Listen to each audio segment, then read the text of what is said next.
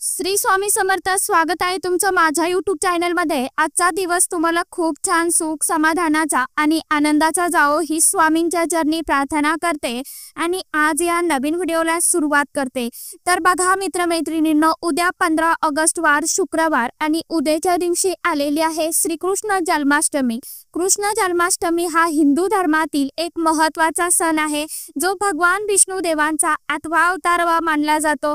भगवान श्रीकृष्णांचा जन्मदिवस म्हणून आपण साजरा करत असतो। श्रावण महिन्याच्या कृष्ण पक्षातील अष्टमी तिथीला मध्यरात्री रोहिणी नक्षत्रावरती भगवान श्रीकृष्णांचा जन्म मथुर येथील कंसाच्या बंदीशाळेत झाला होता। त्यामुळे या दिवशी आनंद उत्सव साजरा करण्याची प्रथा आहे। महाराष्ट्रात याला श्रावण वद्य अष्टमी तर उत्तरेकडे भाद्रपद वद्य अष्टमी असं देखील म्हटलं जातं। या दिवशी सर्वजण उपवास करतात, भगवान श्रीकृष्णांची पूजा सेवा अभिषेक करतात आणि श्रीकृष्ण जन्माष्टमीच्या दुसऱ्या दिवशी दहीहंडीचा उत्सव देखील साजरा केला जातो। भगवान श्रीकृष्णांचा अवतार जो प्रेम करुणा संरक्षण आणि प्रेमाचं प्रतीक आहे। भगवान श्रीकृष्णाला प्रसन्न करण्यासाठी आणि मोक्ष प्राप्तीसाठी जन्माष्टमीचं व्रत करण्याची परंपरा आहे। त्यामुळे या दिवशी तुम्हाला आवर्जून व्रत करायचं आहे। आता व्रत नक्की कोणत्या दिवशी करायचं आहे बघा। 15 ऑगस्टला श्रीकृष्ण जन्माष्टमी आहे, तर या दिवशी आपल्याला दिवसभर व्रत करून मध्यरात्री भगवान श्रीकृष्णांच्या जन्मानंतर तुम्हाला भगवान श्रीकृष्णांची पूजा करायची आहे, अभिषेक करायचा आहे आणि यानंतर हा उपवास जो आहे तर तो सोडायचा आहे। म्हणजेच हा उपवास तुम्हाला अष्टमी सुरू होते आणि नवमीला संपतो। त्यावेळी व्रत करत असताना एक महत्त्वाची गोष्ट तुम्हाला लक्षात ठेवायची आहे। जे पण व्रत करणार आहे तर त्यांनी सप्तमी तिथीपासून ब्रह्मचर्याचं पालन करावं आणि सर्व इंद्रियावरती नियंत्रण ठेवावं। जन्माष्टमीच्या दिवशी घरामध्ये श्रीकृष्णांचं बाल स्वरूपांची विधिवत पूजा होते, तर दुसऱ्या दिवशी दहीहंडी फोडून गोपाळकाला साजरा केला जातो। धार्मिक दृष्टीने हा दिवस अतिशय अत्यंत खूप खास आणि शुभ महत्त्वाचा असल्यामुळे या दिवशी काही प्रभावशाली उपाय आणि सेवा देखील केल्या जातात। तर आज या व्हिडिओमध्ये मी तुम्हाला असाच एक अतिशय अत्यंत प्रभावशाली उपाय सांगणार आहे। उद्या शुक्रवार श्रीकृष्ण जन्माष्टमीला तुम्ही उपवास नाही केला तरी चालेल, परंतु अंघोळीच्या पाण्यात ही एक वस्तू टाका। कोणताही शत्रू 2 दिवसात संपेल। 7 पिढ्यांचा दारिद्र्य नष्ट होऊन कितीही कठीणातील कठीण इच्छा ही फक्त 1 दिवसात पूर्ण होईल। तर अशी कोणती वस्तू आहे जी तुम्हाला अंघोळीच्या पाण्यामध्ये टाकायची आहे आणि कोणत्या वेळेमध्ये स्नान करायचं आहे याविषयीची संपूर्ण माहिती आजच्या या नवीन व्हिडिओमध्ये मी तुमच्या बरोबर शेअर करणार आहे। त्यामुळे तुम्ही हा व्हिडिओ स्किप न करता शेवटपर्यंत नक्की बघा। चॅनलवरती तुम्ही जर हा व्हिडिओ पहिल्यांदा बघत असाल तर चॅनलला आवर्जून सबस्क्राइब करा आणि असेच नवनवीन माहितीपूर्ण व्हिडिओ बघण्यासाठी समोरील बेल आयकॉनलाही प्रेस करा। त्यामुळे काय होईल, जेव्हा कधी मी नवीन व्हिडिओ अपलोड करेल तर सर्वात अगोदर त्याचं नोटिफिकेशन तुम्हाला मिळेल आणि तुम्ही एकही व्हिडिओ मिस करणार नाही। बघा मित्रमैत्रिणींनो, हा उपाय घरातील प्रत्येक व्यक्तींना करायचा आहे। तुमच्या घरामध्ये कितीही मोठी माणसं असतील किंवा लहानातील लहान मुलं मुली असेल, कितीही लहान असेल तर सर्वांनी ही एक वस्तू जी आहे तर ती अंघोळीच्या पाण्यामध्ये आवर्जून टाकून तुम्हाला स्नान करायचं आहे। आज या व्हिडिओमध्ये तुम्हाला जो उपाय सांगणार आहे तर तो फक्त वर्षातून तुम्हाला एकदाच करता येतो, तो म्हणजे भगवान श्रीकृष्ण जन्माष्टमीच्या दिवशी। या दिवशी तुम्ही ही एक वस्तू अंघोळीच्या पाण्यामध्ये टाकून स्नान केलं तर तुम्हाला साक्षात भगवान श्रीकृष्णांचा आशीर्वाद हा प्राप्त होईल। तुमच्या आयुष्यातील सर्व अडचणी समस्या अडथळे संकटे विघ्न हे दूर होऊन तुमच्या मनातील इच्छा मनोकामना ह्या पूर्ण होतील। त्याचप्रमाणे मुलांनी ही वस्तू अंघोळीच्या पाण्यामध्ये टाकली तर मुलांची दिवसेंदिवस भरभरून प्रगती होईल। मुलांच्या जीवनातील सर्व समस्या ह्या दूर होतील। तर बघा, शुक्रवारी श्रीकृष्ण जन्माष्टमी आहे तर आपण प्रत्येक जण कुठे ना कुठे मंदिरामध्ये जाणारच आहोत किंवा आपण व्रत सुद्धा करणार आहे।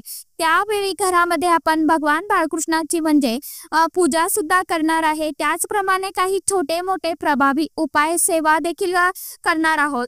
आपण ज्या काही सेवा किंवा उपाय करणार आहोत तर त्याचं शीघ्र फळ जे आहे तर ते आपल्याला मिळण्यासाठी आपल्याला हा जो उपाय आहे तर तो आवर्जून करायचा आहे।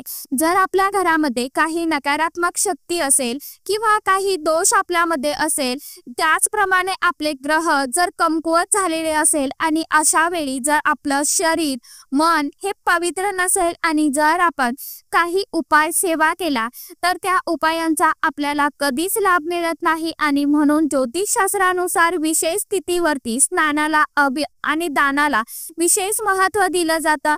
जर तुमच्या जीवनामध्ये एखादा शत्रू असेल, शत्रू हा घरातला असेल किंवा बाहेरचा असेल आणि त्या शत्रूंचा तुम्हाला वारंवार सतत त्रास होत आहे, शत्रू जर तुमच्यावरती गुपित वार करत असेल किंवा समोरून तुम्हाला जो तो त्रास देत असेल तर असा शत्रू किंवा शत्रुबाधा दूर करण्यासाठी हा उपाय अतिशय अत्यंत प्रभावशाली मानला जातो। कारण बऱ्याच वेळा आपल्या घराच्याच आजूबाजूला जळाऊ प्रवृत्तीची लोक राहतात किंवा आपल्या घरातच असतात। ती आपल्या समोर खूप गोड बोलतात, परंतु त्यांच्या मनामध्ये आपल्याबद्दल काय भावना आहे, काय वाईट आहे, आपण आपलं कसं वाईट होईल यासाठी ते अतोनात प्रयत्न करत असतात। आणि म्हणून तुम्ही ही एक वस्तू टाकून स्नान केलं तर कोणताही शत्रू हा फक्त 2 दिवसात संपेल। त्याचप्रमाणे तुम्हाला कोणत्याही कामामध्ये यश मिळत नसेल, प्रत्येक गोष्टीमध्ये तुम्हाला अपयशांचा सामना करावा लागत असेल किंवा तुमची कोणतीही महत्त्वाची जी काय काम आहे तर ती रखडलेली आहे, ती पूर्ण होत नाही, सतत तुम्हाला पैशांच्या आर्थिक अडचणी येत असतील, इतरांकडनं तुम्हाला उसने पैसे घेण्याची वेळ येत असेल किंवा तुमच्या मनामध्ये एखादी इच्छा आहे तर ती इच्छा पूर्ण होण्यासाठी तुम्ही भरपूर प्रयत्न करत आहे, कष्ट करत आहे, परंतु तुमच्या त्या प्रयत्नांना तुमच्या कष्टाला यश मिळत नाही, नशिबाची साथ मिळत नाही, म्हणून तुमच्या कोणत्याही इच्छा मनोकामना या पूर्ण होत नसतील तर तुम्ही हा उपाय आवर्जून करून बघा। हा उपाय केल्याने साक्षात माता लक्ष्मी आणि भगवान कुबेर देवांचा आशीर्वाद हा तुम्हाला प्राप्त होईल। भगवान श्रीकृष्णांच्या कृपेने तुमच्या आयुष्यातील सर्व समस्या ह्या दूर होऊन तुमच्या मनोकामना ह्या नक्कीच पूर्ण होतील। हा उपाय करण्यासाठी तुम्हाला उद्या शुक्रवारी सकाळी लवकर उठायचं आहे। हे स्नान जर तुम्ही ब्रह्ममुहूर्तावरती केलं तर अतिशय उत्तम, कारण ब्रह्ममुहूर्तावरती सर्व देवी देवता जे आहेत तर ते स्नान करत असतात। त्यामुळे वातावरणामुळे सकारात्मक लहरी ह्या खूप जास्त प्रमाणामध्ये ऍक्टिव्ह झालेल्या असतात आणि म्हणून तुम्हाला शुक्रवारी सकाळी 5:30 ते 7:30 या वेळेमध्ये हे स्नान करणं शक्य झालं तर या वेळेमध्ये तुम्ही हे स्नान नक्की करा। नाही शक्य झालं तर मग तुम्ही ज्यावेळी स्नान करणार आहे त्यावेळी तुम्हाला ही एक वस्तू जी आहे तर ती आंघोळीच्या पाण्यामध्ये टाकायची आहे, जी भगवान श्रीकृष्णांना अतिशय प्रिय आहे। हा उपाय करण्यासाठी तुम्ही सकाळी उठल्यानंतर सर्वात प्रथम तुम्हाला एक मुठभर पांढरे तीळ जे आहे तर ते घ्यायचे आहे। पांढऱ्या तिळाची उत्पत्ती ही भगवान श्रीकृष्णांनी म्हणजेच भगवान विष्णू देवांनी केलेली आहे। पांढरे तीळ हे दारिद्र्यनाशक मानले जातात आणि म्हणून मुठभर पांढरे तीळ जे आहेत तर ते तुम्हाला बारीक करायचे आहे, त्याची पेस्ट तुम्हाला तयार करायची। आता तुम्हाला एखाद्या भांड्यामध्ये काढून घ्यायची आणि ही पेस्ट संपूर्ण तुमच्या अंगाला चिमूटभर हळद टाकून लावून घ्यायची आहे। यानंतर तुम्हाला आंघोळीचं पाणी घ्यायचं आहे आणि पाण्यामध्ये सगळ्यात महत्त्वाची आणि पहिली वस्तू तुम्हाला टाकायची आहे ती म्हणजे गंगाजल। या दिवशी गंगाजलाला विशेष महत्त्व जे आहे तर महत्त्व आहे तुमच्याकडे। जर आता पवित्र नदीचं पाणी असेल तर तुम्ही ते देखील टाकू शकता किंवा गंगाजल गुलाबजल असेल त्यातील थोडं थोडं तुम्हाला आंघोळीच्या पाण्यामध्ये टाकायचं आहे। यामुळे शरीर हे गंगेच्या पाण्यासारखं पवित्र होत असतं। यानंतर दुसरी वस्तू आहे ती म्हणजे तुळशीपत्र। या दिवशी भगवान श्रीकृष्णाची पूजा ही तुळशी पत्राशिवाय पूर्ण होत नाही। या दिवशी तुळशीच्या पानांना विशेष अनन्यसाधारण महत्त्व दिलं जातं आणि म्हणून आपल्याला एक तुळशीचं पान हे अंघोळीच्या पाण्यामध्ये टाकायचं आहे। जर तुमच्याकडे तुळशीच्या मंजिरी असतील तर तुम्ही त्या देखील टाकू शकता, काही अडचण नाही। आपण तुळशीची पानं अंघोळीच्या पाण्यामध्ये टाकतो त्यावेळी माता लक्ष्मी आणि भगवान विष्णुदेव म्हणजे श्रीकृष्णांचा आशीर्वाद हा आपल्याला मिळत असतो। आणि यासोबतच तुम्हाला 2 अखंड फूल असलेल्या लवंगा ज्या आहेत तर त्या देखील टाकायच्या आहे। आणि यानंतर या पाण्याने तुम्हाला स्नान करायचं आहे। स्नान करत असताना ओम नमो भगवते वासुदेवाय नमः या मंत्राचा तुम्हाला जप करायचा आहे। स्वच्छ स्नान करून झाल्यावरती तुम्हाला स्वच्छ कपडे परिधान करायचे। यानंतर तुमच्या देवघरातील नित्य देवांची पूजा जी आहे तर ती सेवा तुम्हाला करून घ्यायची आहे। आपल्या प्रत्येकाच्या घरामध्ये भगवान बाळकृष्णांची मूर्ती ही असतेच असते बघा। त्या मूर्तीवरती तुम्हाला सर्वात अगोदर अभिषेक करायचा आहे। त्यांना तुळशीपत्र, पिवळी फुलं अर्पण करायचे आहे। धूप दीप अगरबत्ती लावून घरातील वातावरण प्रसन्नमय करायचे आहे। त्याचप्रमाणे या दिवशी तुम्ही स्नान करून व्रताचा संकल्प सुद्धा करायचा आहे। तुम्ही व्रत करणार असाल तर संकल्पयुक्त हे व्रत करावं। जर आपण संकल्पयुक्त हे व्रत केलं तर आपली प्रत्येक इच्छा मनोकामना ही पूर्ण होते असं देखील म्हटलं जातं। म्हणून आपल्या देवघरातील देवांची नित्य पूजा करून झाल्यानंतर थोडंसं गंगाजल हातामध्ये घ्यायचं, तुम्हाला व्रताचा संकल्प करायचा।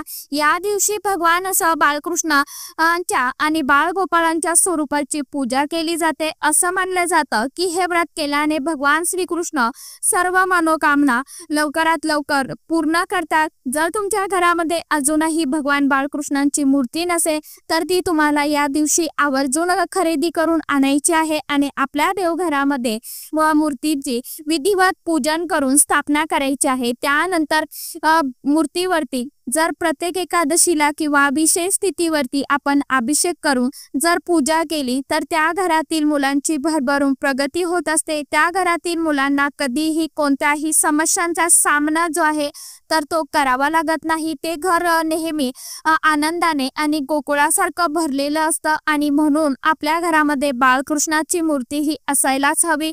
नसेल तर तुम्ही आवर्जून खरेदी करा। श्रीकृष्ण जन्माष्टमी या सणांचं मुख्य महत्त्व म्हणजे चांगल्या हेतूंना प्रोत्साहन देणे आणि वाईट प्रवृत्तीला प्रावृत्त करणे असं आहे। आणि म्हणून या दिवशी आपल्याला सर्व काही गोष्टी चांगल्याच करायच्या आहे। कुणाबद्दलही वाईट विचार करायचा नाही किंवा इतर व्यक्तींची कुणाबद्दल आपल्याला निंदा नालस्ती जी आहे तर ती करायची नाही। तर सांगितल्याप्रमाणे उद्याच्या दिवशी आपल्याला अंघोळीच्या पाण्यामध्ये ज्या काही वस्तू सांगितल्या आहेत तर त्या आवर्जून तुम्हाला टाकायच्या आहे आणि त्या पाण्याने स्नान करायचं आहे। ज्यांना शक्य असेल ब्रह्ममुहूर्तावरती स्नान करणं तर त्यांनी 4:30 वाजल्यापासून 6 वाजेपर्यंत करू शकतात। ज्यांना नसेल शक्य त्यांनी 5:30 ते 8:30 8:30 पर्यंत केलं तरी देखील चालणार आहे।